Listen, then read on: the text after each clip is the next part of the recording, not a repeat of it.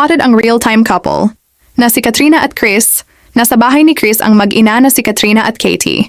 Makikita sa updated upload vlogs ni Katrina, nakasama niya si Chris sa kitchen, habang ito ay abala sila sa paghanda at pagluluto for dinner. Masayang ipinakita ni Katrina habang nasa kitchen sila ni Chris na magkasama. Habang busy ang dalawa ay sobra naman pinasaya nila ang kanilang mga tagahanga at taga-suporta sa kanilang ginawa. Makikita mo talaga na sobrang komportable na nila sa isa't isa. Unang masaya si Katie sa naging magandang pagsasama ngayon ng kanyang mga magulang.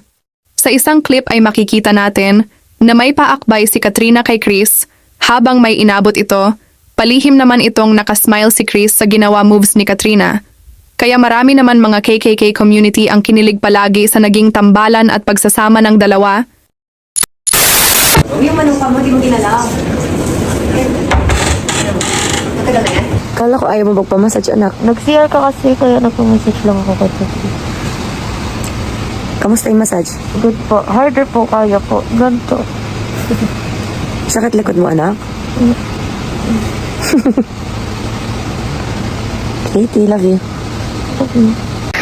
Anak, ligpit tayong bed. Ito pa, chicken tayo.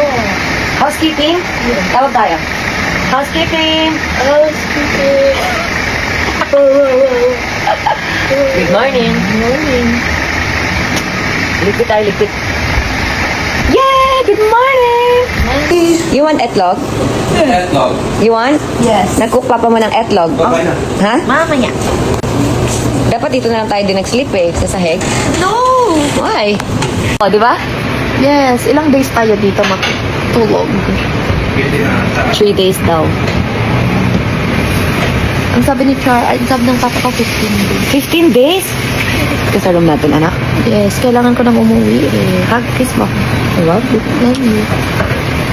Ito na yung mahiwagang etlog. Yung hash brown.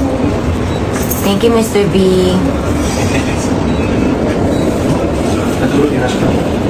May hash brown ba?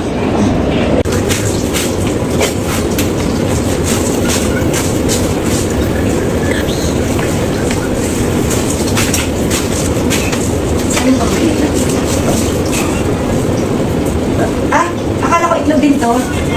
Natulog. Akala ko itlog din. My gosh. Wow. Yeah. Posh. Hash talaga. Hash posh. Posh hash. Oh.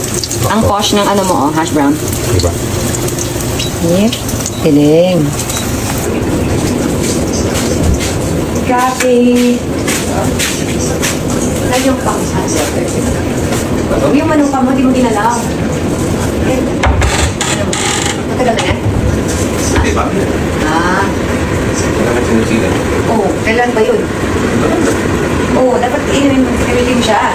Malinis yung storage. Pero hindi mo siya gamitin. Ako na lang. Ayaw mo pala eh. Sabi ka lang. Maganda to, Chris. Bago matulog. Marami dyan. Ba't malaki ka? Hindi ko naman. Asan? Dito. Ano ba yan? Kita naman. Ay, yun na naman siya. Okay, everyone. Ganito po magluto ng hash brown, guys. Oh my gosh! Tumikit.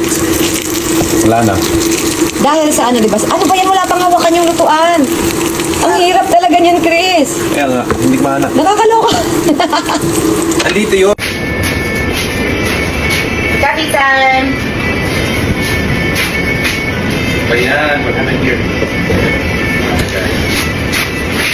Gawin ka na coffee? Oh, thank you. Mamaya na. Ano ako? Meg. May ismeg siya.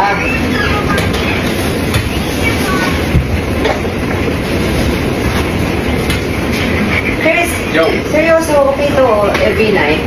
Honey? Oo. Ano siya yan? Ano siya? Meron siyang, ano ba ito? Yeah, healing power. It's called hibernation diet. You'll sleep well, and then nagre-repair siya, di ba, habang sleep ka. Hibernating diet. Ayan. Yung tawag, balikan. Basta, ganun siya, parang 1 teaspoon o 1 tablespoon. Before mag-sleep, fresh. Alam nyo na guys, honey. So sweet. Morning!